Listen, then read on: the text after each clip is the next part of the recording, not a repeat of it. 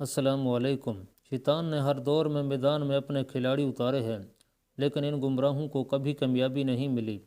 نبی اکرم صلی اللہ علیہ وسلم کی ختم نبوت پر امت نے کبھی کوئی سمجھوتا نہیں کیا، اور ہر جھوٹے مدعی نبی کو امت نے مسترد کیا ہے اور اس کے خلاف پوری طرح جہاد کر کے اس فتنے کو ختم کیا۔ ان فتنہ پردازوں میں سب سے خطرناک مسلمہ کذاب تھا۔ مسلمہ کا تعلق قبیلہ بنو حنیفہ سے تھا۔ یہ شخص بہت دھوکے باز، عیار، مکار اور چرب زبان تھا۔ اس نے حضور صلی اللہ علیہ وسلم کی حیات مبارکہ میں ہی نبوت کا دعویٰ کر دیا تھا۔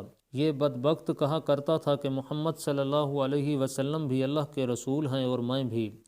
نبی اکرم صلی اللہ علیہ وسلم نے اسے کذاب قرار دیا تھا۔ اس کا ایک خط تاریخ کی کتابوں میں منقول ہے، جس میں اس نے دعویٰ کیا تھا کہ وہ حضور کریم صلی اللہ علیہ وسلم کے ساتھ شریک نبوت بنایا گیا ہے۔ نعوذ باللہ۔ حضور اکرم صلی اللہ علیہ وسلم کے وصال سے تھوڑا ہی عرصہ پہلے اس بدبخت نے آپ صلی اللہ علیہ وسلم کے نام جو خط لکھا، وہ طبری نے اپنی کتاب میں نقل کیا ہے۔ مسلمہ اور اس کے پیروکار بہت مکار، فریبی اور دھوکے باز تھے۔ وہ اذان اور نماز کا اہتمام کرتے تھے۔ اذان میں اشہد ان محمد الرسول اللہ کے بعد نعوذ باللہ مسلمہ کا نام لیا کرتے تھے۔ نبی اکرم صلی اللہ علیہ وسلم نے اس کا خط ملتے ہی اس پر لعنت بھیجی اور اسے کافر و کذاب قرار دیا۔ یہ تاریخ میں لعین و موہین ہو کر رہا اور پھر سیدھا جہنم واصل ہو گیا۔ بنو حنیفہ کے بیشتر مسلمان اپنے سادہ لوہی کی وجہ سے اس کے دعوے کو حقیقت سمجھتے تھے۔ اس گمراہی میں مبتلا ہونے کے بعد انہوں نے اس کی اتباع شروع کر دی۔ اس کے باوجود اس قبیلے کے کچھ مخلص اور فہیم اہل ایمان نے اس کے دعوے کو قابل غور نہیں سمجھا۔ اس کے خلاف حضور صلی اللہ علیہ وسلم فوج بھیجنا چاہتے تھے، مگر اس سے پہلے آپ صلی اللہ علیہ وآلہ وسلم کا وصال ہو گیا۔ یہ اہم کام آپ صلی اللہ علیہ وسلم کے خلیفہ و جانشین حضرت ابوبکر صدیق رضی اللہ تعالیٰ عنہ کے دور میں انجام دیا گیا۔ حضرت ابوبکر صدیق رضی اللہ تعالیٰ عنہ نے اس مہم کو اولین نمبر پر اہمیت دی، اور صحابہ کرام نے ختم نبوت کے مقدس عقیدے پر اپنی قیمتی جانوروں کے پروانہ وار نذرانے پیش کیے۔ ایک مرتبہ حضرت حبیب بن زید انصاری یمامہ کے علاقے سے گزر رہے تھے۔ مسلمہ کو اس کی اطلاع ملی۔ مسلمہ نے انہیں اپنے پاس بلایا اور کہا کہ کیا تو گواہی دیتا ہے کہ محمد اللہ کے رسول ہیں؟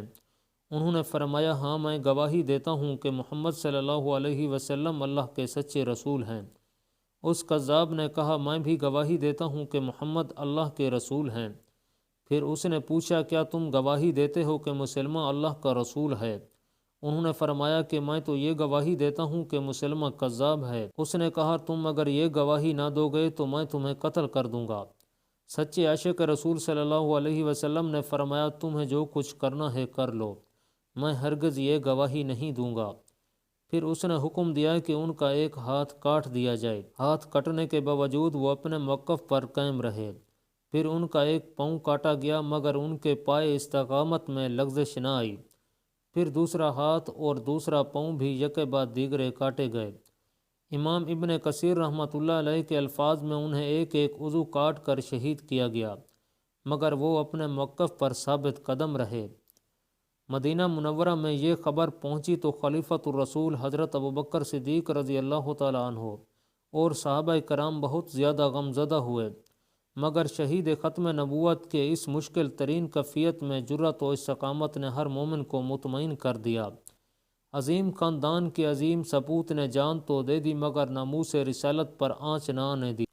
خلافت سنبھالتے ہی حضرت ابوبکر صدیق نے حضرت اکرمہ رضی اللہ تعالیٰ عنہ کو ایک فوج دے کر روانہ کیا اور حکم دیا کہ تمہارے پیچھے شرجیل بن حسنہ رضی اللہ تعالیٰ عنہ ایک مزید دستہ لے کر آ رہے ہیں، ان کے آنے تک جنگ شروع نہ کرنا، البتہ جب وہ پہنچ جائیں تو مسلمہ پر حملہ کر دینا۔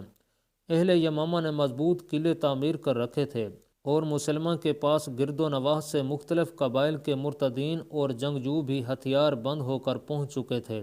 حضرت اکرمہ رضی اللہ تعالیٰ عنہ اور ان کے ساتھی جب اس علاقے میں پہنچے تو کسی حکمت کے پیش نظر انہوں نے حضرت شرجیل رضی اللہ تعالیٰ عنہ اور ان کے ساتھیوں کا انتظار کرنے کی بجائے مسلمہ سے جنگ چھیڑ دی۔ کیونکہ ان کی تعداد کم تھی اور دشمن پہلے سے تیار بیٹھا تھا، اس لیے مسلمانوں کو وقتی طور پر پسپا ہونا پڑا۔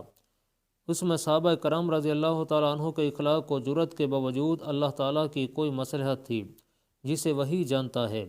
حضرت ابو بکر صدیق کو جب یہ اطلاع ملی تو انہوں نے ایک خط میں سرزنش کرتے ہوئے فرمایا کہ تم نے کیوں عجلت سے کام لیا اور شرجیل کے پہنچنے سے پہلے جنگ کیوں چھیڑ دی؟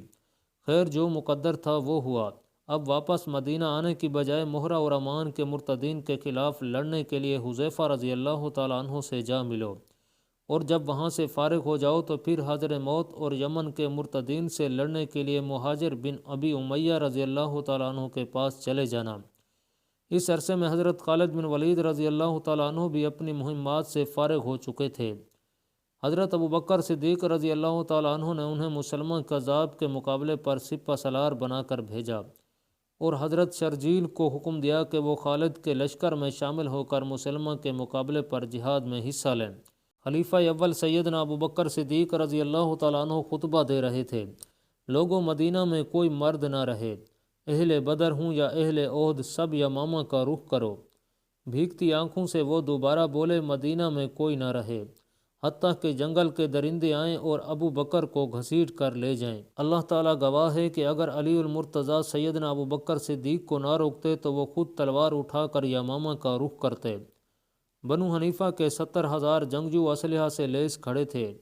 یہ وہی جنگ تھی جس کے متعلق اہل مدینہ کہتے تھے، بخدا ہم نے ایسی جنگ نہ کبھی پہلے لڑی نہ بعد میں۔ اس سے پہلے جتنی جنگیں ہوئیں اس میں صرف 259 صحابہ کرام رضی اللہ تعالیٰ عنہ شہید ہوئے تھے۔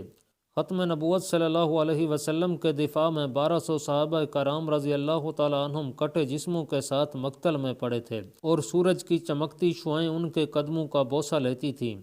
انصار کا وہ سردار ثابت بن قیس، ہاں وہی جس کی بہادری کے قصے عرب و عجم میں مشہور تھے، اس کی زبان سے جملہ ادا ہوا، اے اللہ، جس کی یہ عبادت کرتے ہیں میں اس سے برات کا اظہار کرتا ہوں۔ چشم فلک نے وہ منظر بھی دیکھا جب وہ اکیلا ہزاروں کے لشکر میں گھس گیا، اور اس وقت تک لڑتا رہا جب تک اس کے جسم پر کوئی ایسی جگہ نہ بچی جہاں شمشیر و سناں کا زخم نہ ہو۔ عمر بن خطاب رضی اللہ تعالیٰ عنہ کا لاڈلا بھائی، ہاں وہی زید بن خطاب جو اسلام لانے میں صف اول میں شامل تھا، اس نے مسلمانوں سے کہا، واللہ میں آج کے دن اس وقت تک کسی سے بات نہیں کروں گا جب تک کہ انہیں شکست نہ دے دوں یا شہید نہ کر دیا جاؤں۔ وہ بنو حنیفہ کا باغ حدیقۃ الرحمن تھا جس میں اتنا خون بہا کہ اسے حدیقۃ الموت کہا جانے لگا۔ وہ ایسا باغ تھا جس کی دیواریں مثل قلعہ کی تھیں۔ کیا عقل یہ سوچ سکتی ہے کہ ہزاروں کا لشکر ہو اور برا بن مالک کہے، لوگو اب ایک ہی راستہ ہے، تم مجھے اٹھا کر اس قلعے میں پھینک دو، میں تمہارے لیے دروازہ کھولوں گا۔ اس نے قلعہ کی دیوار پر کھڑے ہو کر منکرین ختم نبوت کے اس لشکر جرار کو دیکھا اور پھر تن تنہا اس قلعے میں چھلانگ لگا دی۔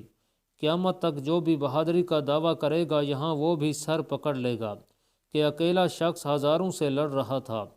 ہاں، اس نے دروازہ بھی کھول دیا، مسلمان اندر داخل ہونا شروع ہو گئے اور ایک دفعہ پھر گھمسان کی جنگ شروع ہو گئی۔ اچانک حضرت خالد بن ولید رضی اللہ تعالیٰ عنہ نیزہ لے کر مسلمہ کو پکارنے لگے، یا عدو اللہ، اور مسلمہ پر پھینک دیا، مگر اس کے محافظوں نے ڈھال بن کر اس کو بچا لیا۔ جب اس کے محافظ اسے چھوڑ کر چلے گئے تو پھر اسے حضرت حمزہ رضی اللہ تعالیٰ عنہ کے قاتل وحشی بن حرب جو مسلمان ہو چکے تھے ایسا نیزہ مارا کہ مسلمہ وہیں ڈھیر ہو گیا۔ اس طرح اس نے حضرت حمزہ کو شہید کرنے کا کفارہ ادا کیا۔ اس کے لشکر کے نصف آدمی مارے گئے۔ تقریباً یمامہ کے ہر گھر میں صف ماتم بچھ گئی۔ جنگ کے خاتمے کے بعد خالد بن ولید نے اہل یمامہ سے صلح کر لی۔ یہ جنگ یمامہ کے نام سے جانی جاتی ہے۔